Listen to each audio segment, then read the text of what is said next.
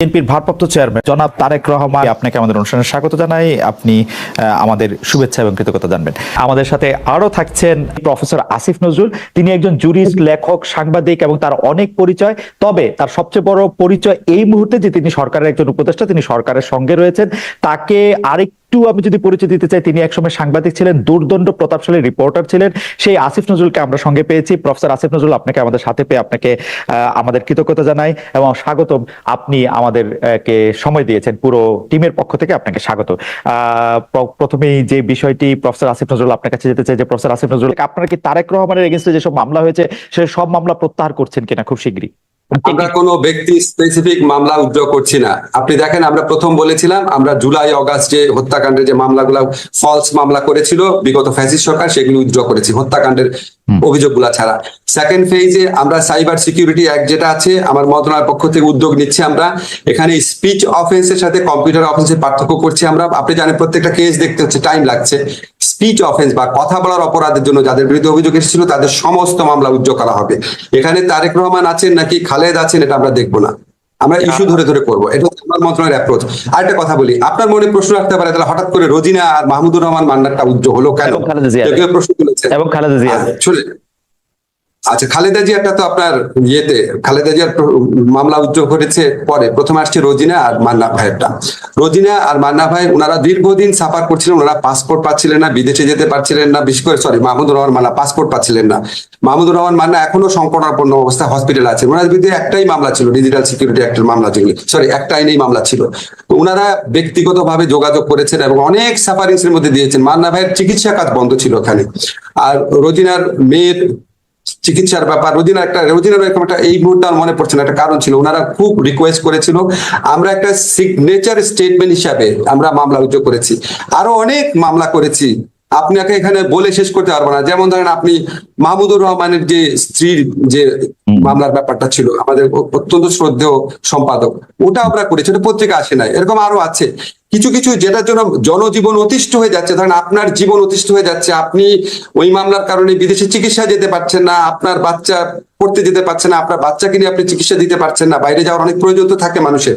সেই সমস্ত ক্ষেত্রে আমরা অগ্রাধিকার, দুই একটা অনুরোধের ভিত্তিতে অগ্রাধিকার দিয়েছি। এখন খালেদ মানুষ তো ধরেন এই এই জিনিসগুলো বলে আমরা বোঝানোর চেষ্টা করেছি আমরা সবকিছু করব, সমস্ত ইস্যু ওয়াইজ জিনিসগুলোকে করবো।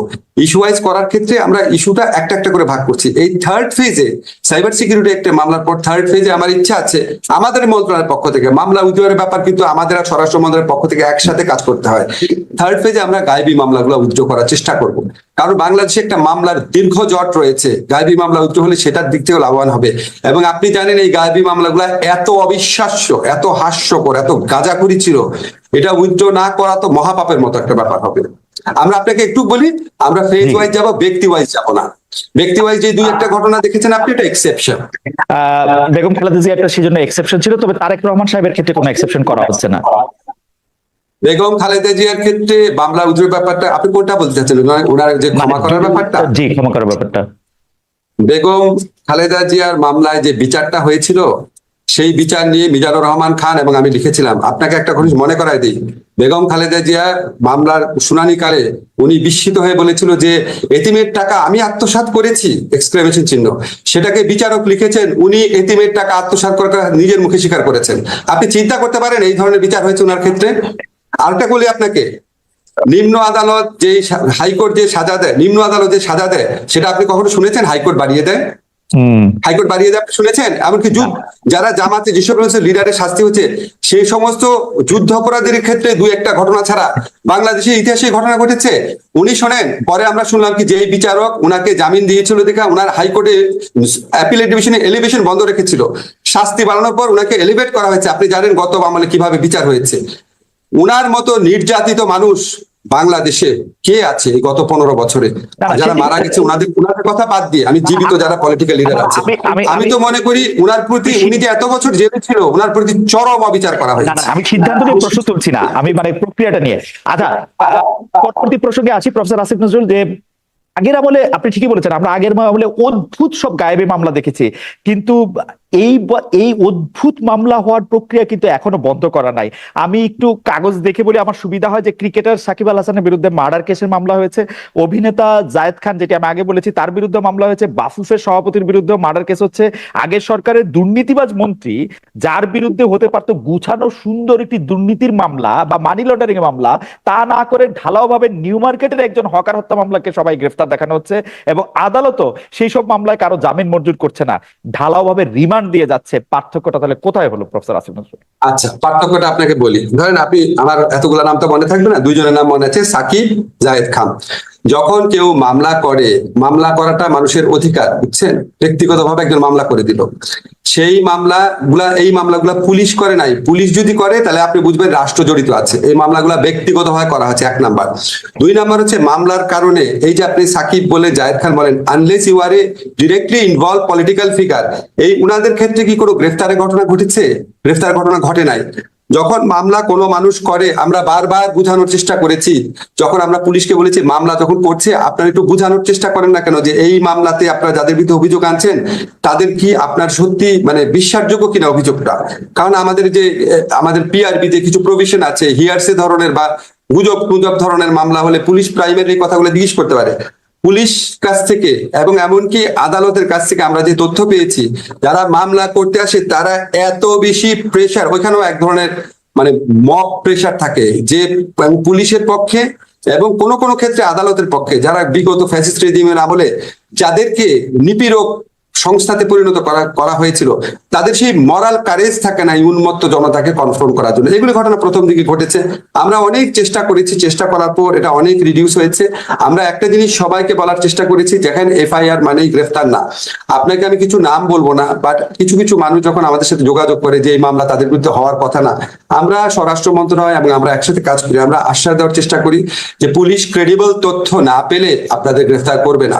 গ্রেফতারের খবরগুলো আপনারা পান, কিন্তু গ্রেফতার করা হয় নাই এরকম অসংখ্য ঘটনা আছে। তারপরও আমরা চেষ্টা করছি এই জিনিসগুলা নিয়ে মানুষের যে মনে প্রশ্ন আছে সেগুলিকে আরো বেশি ভালোভাবে অ্যাড্রেস করার চেষ্টা করছি আমরা। আপনাকে একটু নাম ধরেই বলি, আপনার দীর্ঘদিনের যে মানে একসাথে কাজ করেছেন আপনারা, জনাব শাহরিয়ার কবির, তার বিরুদ্ধে যে হত্যা মামলা হয়েছে সেই ব্যাপারটিকে আপনি আসলে কিভাবে দেখেন? কেউ কেউ প্রশ্ন করছেন ৭১-এর ঘাতক দালাল নির্মূল কমিটির সামনের সারির সংগঠক বলেই কি তিনি সেই জালে পড়লেন, যেটাতে আসলে আপনি নিজেও ছিলেন? তার বিরুদ্ধে হত্যা মামলা হয়েছে, আপনি জানেন। ওনার বিরুদ্ধে তো হত্যা মামলা আপনার ৭১-এর ঘাতক দালাল নির্মূল কমিটিতে থাকার কারণে হয়েছে, এটা কি বাদী লিখেছেন? লিখেন নাই। শোনেন, আপনাকে আমি ব্যক্তি বিশেষে কথা বলবো না, তাহলে অন্যদের প্রতি ইনজাস্টিস করা হবে। এখানে অনেক এখানে কিছু কিছু মামলা হয়েছে, এটা আমাদেরকে ব্যথিত করেছে, আমাদেরকে বিব্রতকর অবস্থায় ফেলেছে, এবং আপনাকে আমি নিশ্চিত করতে পারি এই সমস্ত মামলার পিছনে রাষ্ট্রের, সরকারের কারো কোন রকম, রাষ্ট্রটা আমি জানি না, রাষ্ট্র অনেক বড় ব্যাপার, আমাদের অন্তর্বর্তীকালীন সরকারের কারো কোন রকম মিনিমামতম সংশ্লিষ্টতা ছিল না, মিনিমামতম প্রণোদনা ছিল না, মিনিমামতম ডিরেকশন ছিল না। ব্যক্তিগতভাবে এই জিনিসগুলো করা হয়েছে। আমি ব্যক্তি স্পেসিফিক না ভাবে আপনাকে বলি, আমরা যখন দেখি একজন বৃদ্ধ মানুষকে, একজন বয়স্ক মানুষকে, বা একজন আপনার হুইল চেয়ার ব্যবহার করছে এরকম মানুষকে, বা একজন আপনার কম্পারেটিভলি অনেক পরিচ্ছন্ন ইমেজের মানুষকে, ধরেন আমি প্রফেসর মান্নানের কথা বলতে চাচ্ছি, ওনাদের বিরুদ্ধে যখন এরকম মামলা হয়, এটা তো কারো এনজয় করার কথা না, এটা তো কারো ভালো কথা না। কিন্তু আপনি বিচারিক প্রক্রিয়ার মধ্যে দিয়ে যতটুকু পারা যায় সেখানে আপনি ওনাদেরকে রিলিফ দেওয়ার চেষ্টা করবেন। এখন আমাদের সমাজে এরকম কোনো ধারণা আছে যে একটা মানুষ যদি খুব মানে ফেমাস হয়, বা একটা মানুষ যদি খুব জনপ্রিয় হয়, হয়তো উনি কোনো অপরাধ করতে পারেন না। কিন্তু ধরেন আমি আপনাকে, সরি আমি নূর ভাইয়ের কথা বলছি, ধরেন আসাদুজ্জামান নূর ভাইয়ের গ্রেফতার নিয়ে অনেক প্রশ্ন উঠেছে, উনাকে ঢাকার হত্যা মামলা নিয়ে যদি গ্রেফতার করা হয়, এটা নিয়ে তো প্রশ্ন ওঠারই কথা। তো আমরা পরে ইনভেস্টিগেট করে দেখলাম ওনার বিরুদ্ধে নীলফামারীতেও মামলা হয়েছে। এখন খালেদ, আপনি আমাকে বলেন, নীলফামারীতে তো উনার এলাকাতে তো কিছু মৃত্যুর ঘটনা ঘটেছিল, ওনার গাড়ি ভরে হামলার পর কিছু এক্সট্রা জুডিশিয়াল কিলিং হয়েছিল, এটাতে ওনার জিরো ইনভলভমেন্ট থাকতে পারে। কিন্তু ওইটার কারণে যদি স্থানীয়ভাবে কেউ মামলা করে, আমি কি তারে বলবো যে নূর ভাই অত্যন্ত ফেমাস অভিনেতা, খবরদার ওনার বিরুদ্ধে মামলা করবে না? আমার কি অধিকার আছে? আমার শুধু এইটা দেখার আছে বিচারিক প্রক্রিয়ার মধ্যে দিয়ে ডিউ প্রসেসটা যেন কনফার্ম করা হয়।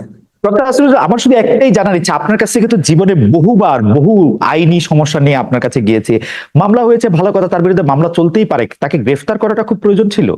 মানে রিপোর্ট চলতে পারে, তিনি আদালতে হাজিরা দিতে পারতেন, জামিন থাকতে পারতেন, তাকে রিমান্ডে নেওয়া, রিমান্ড চাওয়া, রিমান্ড নেওয়া এগুলি খুব জরুরি ছিল। মানে আমি just জানতে চাচ্ছি, আমার কিন্তু আসাদুজ্জামান নূরের প্রতি কোনো আলাদা আলাদা কোনো রকম কোনো জায়গা থেকে আমি বলছি না, মানে আমি শুধু জানতেই চাচ্ছি। দেখেন, আমি যদি আপনার সরকারে না থাকতাম আমি অনেক কিছু বলতে পারতাম। এখানে একটা যৌথ দায় দায়িত্বের ব্যাপার আছে।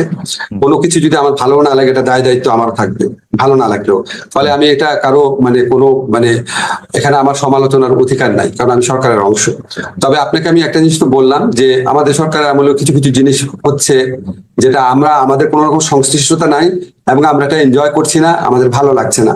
আপনাকে একটা জিনিস শুধু মনে করিয়ে দিচ্ছি, 15টা বছর একটা দল ক্ষমতায় ছিল, তারা সমস্ত প্রশাসন নিজের মতো সাজিয়েছে। এই পুলিশে যত মানুষ আছে তাদের মধ্যে অর্ধেক তাদের আমলে অ্যাপয়েন্ট করা, অর্ধেক পত্রিকা রিপোর্ট আছে, আপনি দেখবেন সমস্ত প্রশাসন তাদের সাজানো। সমস্ত কিছুতে আমাদের ইচ্ছার প্রতিফলন আমরা এখনো ঘটাতে পারি নাই। অনেক ক্ষেত্রে কিছু কিছু জিনিস হচ্ছে যেটা হয়তো আমাদের এই 15 বছরের ফ্যাসিস্ট গভর্নমেন্ট না থাকলে, নিয়মিত সরকার পরিবর্তন না হলে আমরা আরো অনেক ভালোভাবে কন্ট্রোল করতে পারতাম। তবে আমরা কন্ট্রোল বাড়াচ্ছি। মানে নূর ভাইয়ের সময়ে সরকারের আমলে নিয়োগ করা পুলিশরাই তাকে গ্রেপ্তার করে নিয়ে যাচ্ছে, ব্যাপারটা কি না, এরকম? নূর ভাইয়ের আমলে, আমি তো নূর ভাইয়ের প্রসঙ্গে এটা বলি নাই। আমি বলতে আচ্ছা। চাচ্ছি, ধরেন কিছু কিছু ক্ষেত্রে ঘটনা ঘটে, ধরেন আমরা হয়তো কোনো একটা জিনিস জানছি না, বাট হয়তো আমাদেরকে বিব্রত করার জন্য কিছু মামলা হচ্ছে। এইবারে